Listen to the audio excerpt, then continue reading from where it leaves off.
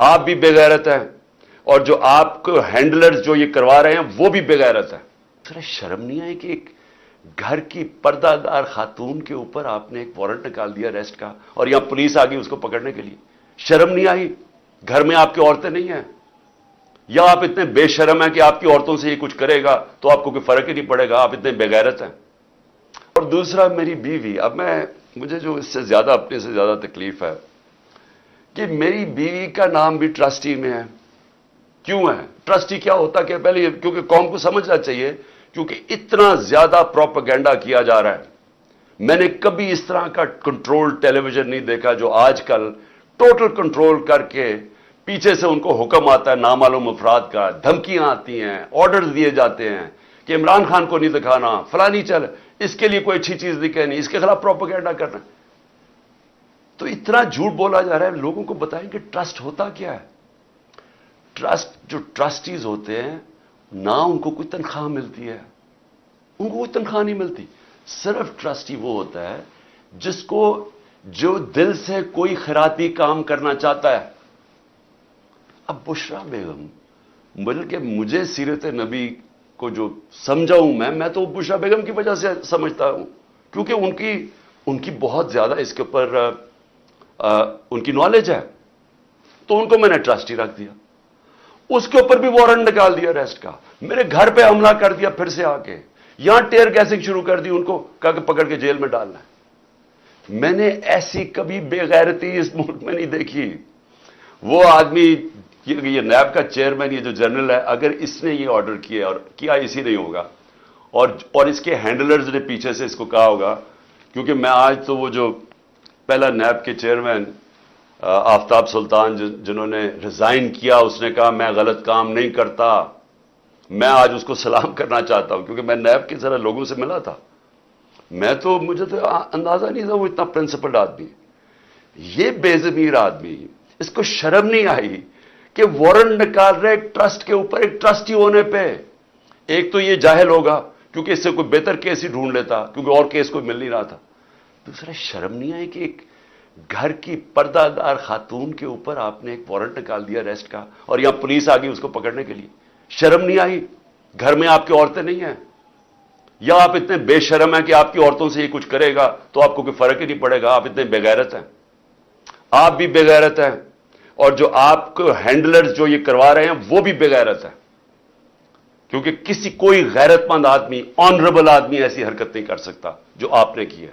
بے ضمیر بھی ہیں, بے غیرت بھی ہیں, چھوٹی سی تنخواہ کے اوپر اپنا ضمیر بیچ رہے ہیں آپ کی, یہ اتنی سی اوقات اور قیمت ہے. تو اب میں آگے چلتا ہوں. لو جی, اس کے بعد مجھے نہیں پتا ہوا کیا, مجھے تو انہوں نے بند کر دیا. تو جب میں نکلا سپریم کورٹ میں تو مجھے ججز نے, میں تو سیدھا وہاں سے سپریم کورٹ گیا, انہوں نے مجھے پوچھا کہ جی یہاں تو بڑا انتشار ہوا ہے, توڑ پھوڑ ہوئی ہے. میں نے ان کو کہا کہ یہ ہم نے کبھی ایسی چیزیں نہیں کی.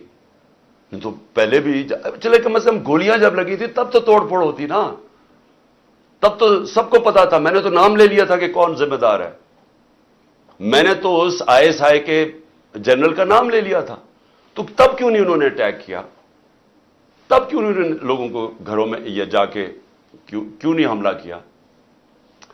تو جو اب سے میرے پاس معلومات آ رہی ہیں, میں یہ چاہتا ہوں کہ یہ ایک چھوٹی سی آپ ذرا ویڈیو دیکھ لیں تاکہ آپ کو اندازہ ہو کہ یہ ہوا کیا ہے. کیونکہ مجھے ابھی تک, میں چاہتا ہوں اس کے اوپر پوری انویسٹیگیشن ہو اور انڈیپینڈنٹ ہو. میں چاہتا ہوں جو بھی سرکاری بلڈنگز جلائی گئی ہیں انویسٹیگیشن ہو کہ اس کے پیچھے کون تھا.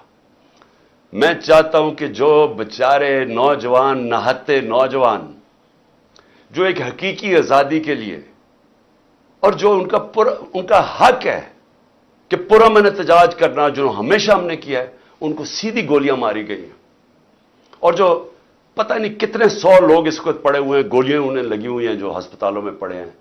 میں اس سب کے اوپر انکوائری چاہتا ہوں, لیکن ان سے نہیں چاہتا. میں چاہتا ہوں کہ چیف جسٹس سپریم کورٹ آپ اپنے نیچے کوئی پینل بنائیں انڈیپینڈنٹ. جس طرح میں نے شروع میں کہا تھا کہ مجھے انصاف نہیں ملنے لگا کیونکہ مجھے پتا تھا جنہوں نے مجھے گولیاں ماری ہیں وہ اتنے طاقتور ہیں کہ وہ نہیں یہاں انویسٹیگیشن ہونے دیں گے, یہ آج بھی نہیں ہونے دیں گے. اس لیے انڈیپینڈنٹ انویسٹیگیشن کریں, کیونکہ اس میں بڑی جو مجھے چیزیں پتہ چلی, آپ کو بڑی بڑی چیزیں پتہ چلے گی اس قوم کو کہ کون یہ چاہتا تھا کہ انتشار ہو اور کس نے فائدہ اٹھایا اس کا فائدہ اٹھا کے جو یہ بڑی دیر سے چاہ رہے تھے، ساری تحریک انصاف کی لیڈرشپ کو انہوں نے جیل میں ڈال دیا۔ اب تک 3,500 ورکر ہمارے پکڑ کے جیل میں ڈال دیے، ابھی بھی پکڑ ہیں ورکرز، اور صرف موقع کا فائدہ اٹھایا انہوں نے۔ میں ابھی آپ کو بتاؤں گا کہ باقی انہوں نے کیا کیا ہے۔ اس کی آڑ کے اندر کہ جی بہت بڑا تحریک انصاف کو دہشت گرد جماعت ہے، اس نے کیا کیا ظلم کیا ہے، اس کو اٹھا کے بہانہ بنا کے انہوں نے کریک ڈاؤن شروع کر دیا، وہ جو یہ پہلے سے ہی چاہتے تھے۔ پشاور میں 2 ایکس منسٹرز، ایک گورنر، وہ کہتے جی ہم نے یہ ایسے لوگ ہی نہیں دیکھے تھے، یہ اس ملک کے اندر کبھی ہوا پہلے؟ کتنا خطرناک ہے۔ آپ مجھے بتائیں، فرانس کے اندر آپ دیکھیں کہ وہاں پولیس کھڑی ہوتی ہے سامنے، پروٹیسٹرز کھڑے ہو کے پیٹرول بم مار رہے ہوتے ہیں ان کے اوپر۔ کبھی کسی نے گولی چلائی ہے وہاں؟ کبھی کسی کے گھروں میں جا کے لوگوں کو اٹھایا، گرفتار کیا؟ وہ جب سامنے ہوتے ہیں، کبھی کوئی لائن کراس کرتا ہے وہاں، تب تو گرفتاری ہو جاتی ہے۔ گھروں میں چھاپے مارتے ہیں، آج سب کے گھروں میں چھاپے پڑ رہے ہیں، اور ساری لیڈرشپ اندر ڈال دی ہے جیل میں اس کے بہانے میں۔ اور پھر مجھے یہ ذرا سمجھائیں کہ ٹی وی کے اوپر کیسے ایک دم میڈیا پہ کلیمپ ڈاؤن ہو گیا؟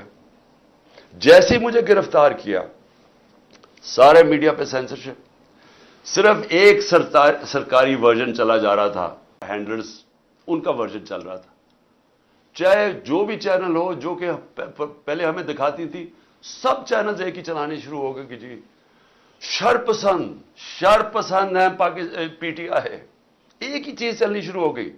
ہمیں پتہ ہے کدھر سے فیڈ ہے، ایک تو ہمیں عقل بھی اتنی نہیں ہے کہ تھوڑی سی عقل استعمال کرو، سب کو ایک ہی فیڈ دے رہے تھے یہ کہ شر پسند ہیں، یہ ہیں، انہوں نے وہ کیا، اور اس کے بعد میڈیا کے اوپر کلیمپ ڈاؤن کے چینلز کے اوپر پڑ گئے۔ اس کے علاوہ اب مجھے یہ سمجھائیں کہ عمران ریاض خان کدھر غائب کیا ہوا ہے؟ کیا اس کا قصور یہ ہے کہ وہ اس امپورٹڈ حکومت اور اس کی لائن پہ چلتا نہیں ہے؟ کیا اس کا یہ قصور ہے؟ اس لیے وہ پہلے اسے اٹھایا، اسے غائب کر دیا، اور مجھے خطرہ ہے، میں سب کے سامنے کہنا چاہتا ہوں، اس کے اوپر تشدد کریں گے، کیونکہ ہمارے کئی لوگوں کے اوپر، اعظم سواتی اور میں کئی لوگوں کو بتاؤں گا، علی امین، ان کے اوپر انہوں نے تشدد کیا، اور مجھے خوف ہے کہ اس کے اوپر بھی تشدد کریں گے، کیونکہ عمران ریاض آخر میں کہہ رہا تھا، ایئرپورٹ جا رہا تھا، ملک چھوڑ کے جا رہا تھا، جب اس کو ایئرپورٹ سے پکڑا ہے، اس کو بھی خوف تھا کہ ارشد شریف سے جو ہوا ہے وہی لوگ اسی سے وہی کریں گے۔ چلیے آرام سے ہم بیٹھے ہوئے اندر، شیشے توڑ کے اس طرح اٹیک کیا اندر جس طرح کوئی پاکستان کا سب سے بڑا دہشت گرد اندر بیٹھا ہوا تھا۔ میں حیرت میں بیٹھا ہوں کہ یہ کر کیا رہے ہیں؟ کہ ہم نے کبھی کہا ہے کہ اگر آپ ہمیں وارنٹ دکھائیں، اور لیکن وہ رینجرز کا کیا کام تھا؟ یہ تو پولیس کو آنا چاہیے تھا، فوج کا یہ کام تھا کرنے کے لیے۔ اور اس کے بعد دروازے توڑ کے لوگوں کو مارا، زخمی کیا انہوں نے، میرے سر پہ مارا انہوں نے، اور اس کے بعد اس طرح لے کے گئے کہ ساری دنیا نے دیکھا کہ ایک پاکستان کی سب سے بڑی پارٹی کا سربراہ، وہ پاکستانی جس کو ساری دنیا اور پاکستان 50 سال سے جانتا ہے، پہلے کرکٹ سے مجھے 20 سال جانتے تھے، جو پاکستان کی تاریخ کا سب سے بڑا خیراتی کام کیے ہیں، جس نے بڑے خیراتی ادارے دنیا میں اور ہوتا، نوبیل پرائز ملتا انہی کے اوپر، 2 بڑے کینسر ہاسپٹل، تیسرا بن رہا ہے، 1 یونیورسٹی، سب خیراتی، اور پھر القادر جس کے اوپر میں بعد میں آتا ہوں۔ تو اس کو اس طرح پکڑ کے، جس نے اپنی ساری 50 سال کا جو پبلک لائف ہے، ایک کرمنل کیس نہیں تھا، تو پچھلے چند مہینے کے اندر 145 کیسز کر دیے، دہشت گردی کے، غداری کے، کہ کسی کو ڈرٹی ہیری کہہ دیا، اور سائیکوپیتھ غداری، ملک سے غداری ہو گئی، جو یعنی ایک دن میں 15 کرمنل کیس، بڑا سے بڑا بھی جو ہوتا ہے ڈکیت یا کیا کہیں وہ مجرم، وہ بھی 15 ایک دن میں کیسز، وہ کرمنل کرائمز نہیں کر سکتا۔ اور پھر اس کے بعد یہ ساری دنیا کے سامنے جو انہوں نے مجھے ذلیل کیا، چلے اللہ کے ہاتھ میں ذلت ہے، لیکن اس کا میسج کیا گئی؟ کیا آپ کا خیال ہے کہ پاکستانی قوم یہ سمجھ جائے گی کہ کیونکہ آپ مجھے اس طرح پکڑ کہ میں واقعی کرپشن میں نے کوئی کرپشن کیا ہے؟ اور میں یہاں سب کو بتانا چاہتا ہوں کہ میرے اوپر کیس کیا تھا، یہ ذرا سمجھ جائے کیس کیا تھا۔ میں نے فیصلہ کیا کہ جب میں پرائم منسٹر بنا کہ میں نے اس ملک کے اندر سیرت نبی کو پروموٹ کرنا ہے، کیونکہ ہماری اخلاقیات تباہ ہو چکی ہے، ہماری مورالٹی گر چکی ہے۔ مورالٹی گری ہوئی ہے تو اس طرح کے چور و چکے سارے ملک کے اوپر بیٹھے ہوئے ہیں، ایک سے ایک بڑا مجرم جرائم پیشہ آدمی آج ملک کے اوپر بیٹھ گیا ہے۔ تو جب آپ کی ملک کی اخلاقیات ختم ہوتی ہے، ملک تباہ ہو جاتا ہے۔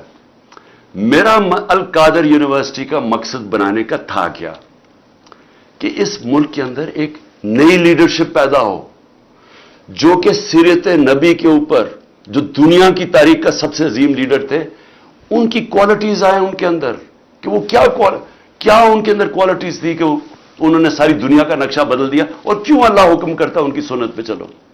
تو وہ مقصد وہ تھا، اور پھر صوفیزم اور روحانیات کے اوپر، اور اس کے علاوہ ٹیکنالوجی پڑھائی جائے وہاں، تو یہ مقصد تھا اس کا۔ تو یہ فیصلہ ہوتا ہے دسمبر میں، دسمبر 2018۔ یہ ذرا سنتے رہے۔ ایک سپانسر آتا ہے، وہ کہتا ہے میں بنانے کے لیے تیار ہوں۔ آپ کو پتہ ہے کہ اس وقت میں ایک کینسر ہاسپٹل جس کا خسارہ 9 ارب روپیہ ہے ہر سال کا، 75% کینسر کے مریضوں کو مفت علاج دینے کا، پشاور میں دوسرا کینسر ہاسپٹل، کراچی کے اندر تیسرا کینسر ہاسپٹل جو کہ سب سے بڑا ہے، جو 30 ارب روپے کا بن رہا ہے۔ نمل یونیورسٹی چل رہی ہے جو کہ 1000 ایکڑ کے اندر ہے، یہ تو کوئی 300 کچھ کنال ہے، وہ 1000 ایکڑ کے اندر ہے۔ وہاں بھی 90% بچے نوجوان مفت ڈگریز لے رہے ہیں۔ تو یہ کوشش یہ تھی کہ یہاں بھی ہم ایک سینٹر سیٹ اپ کریں تاکہ لیڈرشپ نکلے پاکستان میں جو ایک صادق اور امین ہو۔ تو یہ مقصد تھا اس کا۔ یہ ہوتا ہے فیصلہ نومبر میں۔ 15 مئی کو 2019 کو میں اس کی گراؤنڈ بریکنگ کرتا ہوں جا کے ایز پرائم منسٹر۔ یہ ریکارڈ دیکھ لیں۔ کیس یہ کون سا ہے؟ این سی اے کا جو کیس یہ بات کر رہے ہیں جو کیبنٹ میں آتا ہے، وہ دسمبر میں آتا ہے، 7 مہینے کے بعد۔ یہ بن رہی ہوتی ہے یونیورسٹی، پیسہ ایلوکیٹ ہو جاتا ہے، اس کے 7 مہینے کے بعد وہاں یہ این سی اے کا کیس آتا ہے۔ وہ سمپل کیس ہے، وہ بھی کوئی مشکل نہیں ہے۔ ہمارے پاس یہ چوائس رکھی گئی کہ پتہ نہیں $170 ملین آ رہا ہے پاکستان، یا لیکن اس کے لیے آپ کو ایک اگریمنٹ ہوئی ہوئی ہے ملک ریاض اور این سی اے میں، تو لیکن وہ کانفیڈینشیل ہے۔ تو اگر آپ کانفیڈینشیل مانتے ہیں تو وہ پیسہ آ جاتا ہے پاکستان میں، اگر آپ نہیں مانتے تو آپ کو جا کے وہاں کیس کرنا پڑے گا، لیٹیگیشن کرنی پڑے گی۔ وہیں ہمیں بتایا گیا کہ $100 ملین ہم ضائع کر چکے ہیں فورن لیٹیگیشن میں، تو وہ جب کیس جائے گا وہ کئی سال چلے گا۔ لہذا ہم نے فیصلہ کیا کہ سپریم کورٹ میں وہ 170 ملین آتا ہے یا وہ گورنمنٹ آف پاکستان ہے، تو پاکستان آ رہا ہے نا، اس کے اوپر میرے اوپر کرپشن کیس ہے۔ یہ کیس کہتے ہیں جناب آپ نے القادر یونیورسٹی سے فائدہ اٹھایا ہے۔ القادر یونیورسٹی ٹرسٹ ہے، اس کے سارے آڈیٹڈ اکاؤنٹس ہیں، وہ سارے آپ کو پتہ ہے۔ بتائیں کدھر سے فائدہ اٹھایا؟ وہ کوئی نہیں بتا رہا، یہ نہیں نیب بتا رہی فائدہ۔ وہ کہتے جی آپ کو کوئی فائدہ ہو، کیونکہ آپ کو القادر بنانا تھا، لہذا آپ نے اس کو ملک ریاض کو، جب ساری کیبنٹ کا فیصلہ تھا، نہیں آپ نے اس لیے کیا ہے کیونکہ آپ نے وہ القادر یونیورسٹی بنانی تھی جس میں مجھے کوئی ذاتی فائدہ نہیں ہے، جس طرح نہ مجھے نمل یونیورسٹی سے ہے، نہ مجھے شوکت خانم سے ہے، کیونکہ وہ ٹرسٹ ہے، وہ میری ذاتی ملکیت نہیں۔ اس کے اوپر یہ سارا ڈرامہ ہوا کہ جی عمران خان کے اوپر کرپشن کیس ہوا، اس کے اوپر انہوں نے مجھے پکڑا اور مجھے ایک دہشت گرد کی طرح پکڑ کے لے کے جا رہے تھے۔ اور دوسرا میری بیوی، اب مجھے جو اس سے زیادہ اپنے سے زیادہ تکلیف ہے کہ میری بیوی کا نام بھی ٹرسٹی میں ہے۔ کیوں ہے؟ ٹرسٹی کیا ہوتا کہ پہلے کیونکہ قوم کو سمجھنا چاہیے کیونکہ اتنا زیادہ پروپیگنڈا کیا جا رہا ہے. میں نے کبھی اس طرح کا کنٹرول ٹیلی ویژن نہیں دیکھا جو آج کل ٹوٹل کنٹرول کر کے پیچھے سے ان کو حکم آتا ہے نامعلوم افراد کا, دھمکیاں آتی ہیں, آرڈرز دیے جاتے ہیں کہ عمران خان کو نہیں دکھانا, فلانی چل, اس کے لیے کوئی اچھی چیز نہیں کہنی, اس کے خلاف پروپیگنڈا کرنا. تو اتنا جھوٹ بولا جا رہا ہے. لوگوں کو بتائیں کہ ٹرسٹ ہوتا کیا ہے. ٹرسٹ, جو ٹرسٹیز ہوتے ہیں نہ ان کو کوئی تنخواہ ملتی ہے, ان کو کوئی تنخواہ نہیں ملتی. صرف ٹرسٹی وہ ہوتا ہے جس کو جو دل سے کوئی خیراتی کام کرنا چاہتا ہے. اب بشرا بیگم, بلکہ مجھے سیرت نبی کو جو سمجھا ہوں میں تو بشرا بیگم کی وجہ سے سمجھتا ہوں, کیونکہ ان کی بہت زیادہ اس کے اوپر ان کی نالج ہے. تو ان کو میں نے ٹرسٹی رکھ دیا. اس کے اوپر بھی وارنٹ نکال دیا اریسٹ کا. میرے گھر پہ حملہ کر دیا پھر سے آ کے, یہاں ٹیئر گیسنگ شروع کر دی, ان کو کہا کہ پکڑ کے جیل میں ڈالنا ہے. میں نے ایسی کبھی بے غیرتی اس ملک میں نہیں دیکھی. وہ آدمی یہ نیب کا چیئرمین, یہ جو یار صاحب ذرا تھوڑا سا آپ نے کوئی پیچھے, میں جب جیل میں تھا تو باتیں کی, میں ان کے کوئی جواب دینا چاہتا ہوں آپ کو. دیکھیں, آپ نے ایسی باتیں کی کہ سب سے پہلے کہا جی میں دوگلا ہوں, کہ میں ایک طرف کہتا ہوں فوج میری ہے اور دوسری طرف میں اس کی تنقید کرتا ہوں یا جو بھی برا بھلا کہتا ہوں. آپ نے کہا کبھی فوج کو دشمن نے اتنا نقصان نہیں پہنچایا جتنے میں نے پہنچایا. دوسرا آپ نے ریمارک پاس کیا. اور تیسرا آپ نے کہا کہ ہم اب کرش کریں گے ان کو. دیکھیں ISPR صاحب, میری ذرا غور سے بات سن لیں. آپ جب پیدا بھی نہیں نہ ہوئے تھے تب میں اپنے ملک کو دنیا میں ریپرزینٹ کرتا تھا. میں نے اپنے ملک کا دنیا کے اندر سر اوپر کیا, عزت دلوائی اپنے ملک کو. اٹھا کے دیکھ لیں, آپ بھول گئے ہوں گے, آپ پیدا نہیں ہوئے ہوں گے, ذرا پتہ چلوا لیں کہ عمران خان نے کیا پاکستان کی دنیا میں عزت اوپر کی یا نیچے کی. اور آپ کو یہ پتہ ہونا چاہیے کہ جب وار آن ٹیرر ہوئی اور جو پاکستان کی مٹی پلیت ہوئی دنیا میں کہ ہمارا گیا جی فوج دوگلی ہے, کیونکہ تب مشرف کا مارشل لاء تھا, یہ ہمارے سے جھوٹ بولتی ہے, کرتی کچھ ہے کہتی کچھ ہے, ڈالرز ہمارے سے لیتی ہے اور دوگلی گیم کھیلتی ہے. ڈبل گیم, دوگلا تب نام استعمال ہوتا تھا. پاکستان کو ورڈ ہی دوگلا استعمال کرتے تھے, ڈبل گیم کا نام کرتے تھے. ذرا انٹرنیشنل میڈیا دیکھیں, کس نے اپنی فوج کو سب سے زیادہ جس کی حفاظت کی, کس نے اپنی فوج کے ساتھ انٹرنیشنل میڈیا پہ کھڑا ہوا. جب اسامہ بن لادن, جب وہ ایبٹ آباد میں جو وہ حادثہ ہوا, آپ کو پتہ ہے بیرون ملک پاکستانیوں کے اوپر جو گزریا آپ اندازہ نہیں لگا سکتے. انہوں نے کہا ہمارے سے پیسے لے رہے ہیں اور اسی کو اپنے اکیڈمی کے پاس ایبٹ آباد میں پالا ہوا ہے. جو ہمیں ذلت ملی تب کون بولا آپ کے لیے؟ یہاں تو کوئی سانپ سونگ گیا تھا, یہاں تو آرمی چیف کے منہ سے چون ہی نکل رہی تھی, یہاں تو کوئی بولتا ہی نہیں تھا, نہ پرائم منسٹر تھا وہ گیلانی تھا نہ زرداری. 4-5 دن سناٹا چھایا ہوا تھا, وہ آ کے مار کے چلے گئے. ہمارے ملک میں دنیا میں ذلیل ہوئے ہم. میں بولا تھا, میں ساری جگہ اپنی فوج کو ڈیفینڈ کیا ہے. میرے 3.5 سال میں دیکھیں کہ پاکستان فوج کا امیج اوپر تھا یا نیچے تھا. ذرا اٹھا کے دیکھیں, آپ کے سامنے ہے وہ, کیا فوج کا امیج اوپر گیا یا نیچے گیا؟ فوج کو لوگ پسند کرتے تھے.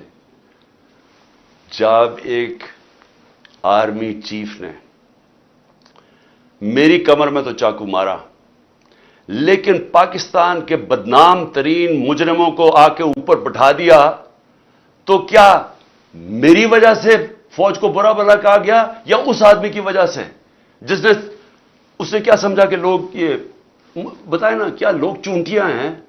کیا لوگوں میں عقل نہیں ہے؟ کیا لوگ بیوقوف ہیں کہ جدھر آپ لگائیں گے ادھر لگ جائیں گے؟ کیا لوگ 30 سال سے ان لوگوں کو نہیں جانتے تھے؟ اسی فوج نے, میں نے اپنے کانوں سے سنا ہوا ہے, جب مجھے ISI نے بریفنگ دیا کہ انہوں نے کتنا, اب سے نہیں 25 سال سے میں سن رہا ہوں کہ کتنا پیسہ انہوں نے چوری کر کے ملک سے باہر لے کے گئے ہیں, کہ جی اب چائنا سے واپس آئے تو یا زرداری نے یہ ڈیل کی ہے تو فلانی پراپرٹیز. ہمیں جو انہوں نے پراپرٹیز دکھائی ہیں وہ اس سے اربوں ڈالرز کے اندر پراپرٹیز ہیں. اور ایک تو ہم کہہ رہے ہیں کہ اب جناب فیصلہ ایک آرمی چیف نے کیا ہے تو بھیڑے سراب ادھر چلے جائیں اور اس کو کہہ کہ جی بڑا اب بہت اچھا کیا اور اب عمران خان بولا یہ اچھا ہے. لوگوں نے نہیں تسلیم کیا. میں نے نہیں برا بھلا کہا فوج کو.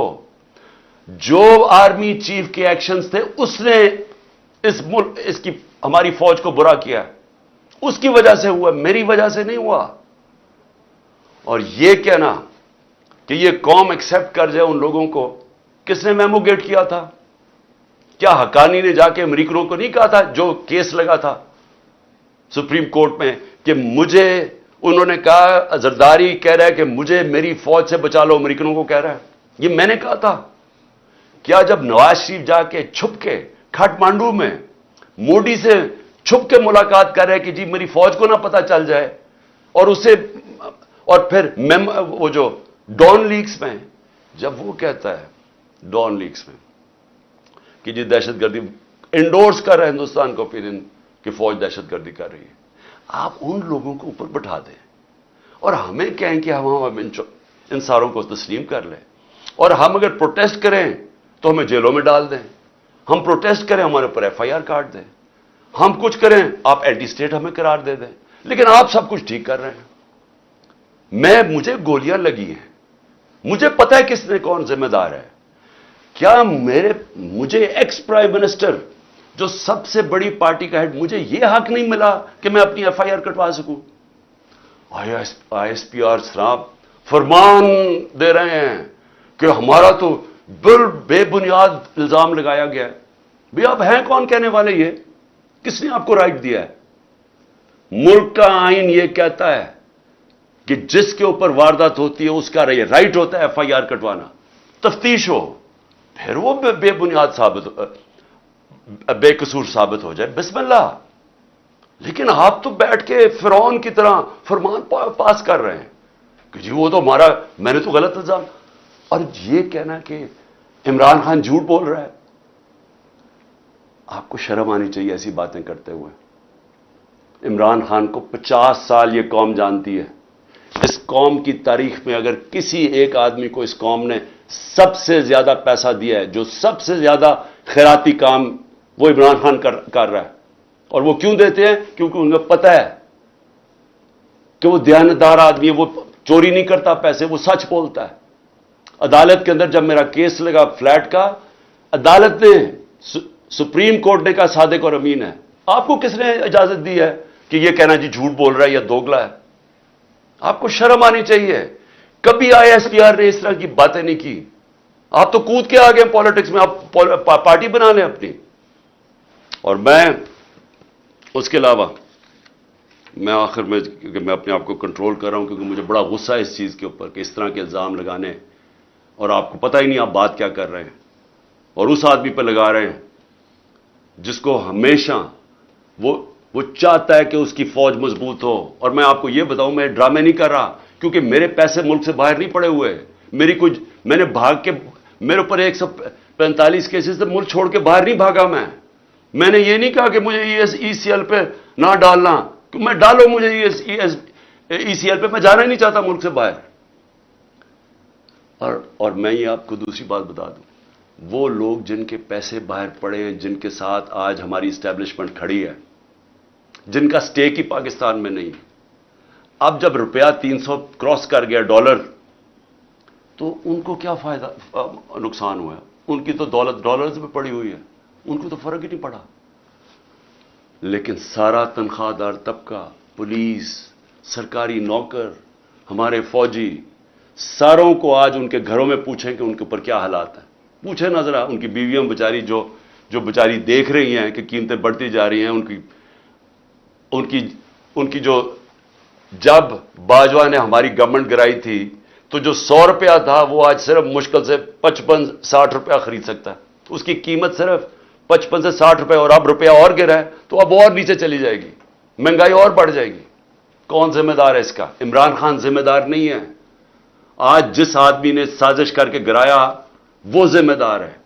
اور اگر آپ میں برداشت ہو تنقید کی, کیونکہ تنقید سے اصلاحات ہوتی ہے. آپ ایک معاشرے سے, ادارے سے, ایک انسان, آپ تنقید ختم کر دیں وہ مر جاتا ہے. سوویت یونین کیوں ٹوٹی؟ کیونکہ وہاں تنقید ختم تھی. وہاں بھی اسی طرح کے جس طرح آپ آج کل حرکتیں کر رہے ہیں کہ جو منہ کھولتا ہے اس کے اوپر پڑ جاتے ہیں، وہاں بھی یہی ہو رہا ہے، ہو رہا تھا، ٹوٹ گیا. جو بھی معاشرہ آگے بڑھتا ہے اس کے اندر تنقید کی اجازت ہوتی ہے. ہم اپنے بچوں کی تنقید کرتے ہیں. یہ میں دوگلا نہیں ہوں. اگر میں اپنے بچوں کی تنقید، میں ان سے پیار کرتا ہوں، اپنے بچوں سے ان کی اصلاحات کے لیے تنقید کرتا ہوں. یہ کوئی فرعونیت ہی نہیں ہے کہ آپ ہماری ضرورت نہیں، ہم کوئی آپ کی کمی ہے کہ ہم تنقید ہی نہیں کر سکتے، کہ ہم تنقید کریں گے تو جناب اب اینٹی اسٹیٹ ہو گئے، غداری کا پرچہ ہو گیا. اور دیکھیں ہو کیا رہا ہے. یہ جو ہوا ہے، کان کھولیں اپنے اور آنکھیں کھولیں. یہ ملک کدھر جا رہا ہے؟ جس طرف جا رہا ہے. اس وقت ہے آپ کا کہ اندر سے اصلاحات ہو. یہ ڈنڈے مار کے اور یہ ہمیں سارے پکڑ دکڑ سے کچھ نہیں ہونے لگا، کیونکہ اسی طرح کا کریک ڈاؤن ایسٹ پاکستان میں بھی تھا، کچھ نہیں ہوا. کوئی بھی ایک پولیٹیکل پارٹی کو ڈنڈے مار کے اور جیلوں میں ڈال کے نہیں ختم کر سکتا. میری اگر آپ کی سننی تو نہیں ہے آپ نے،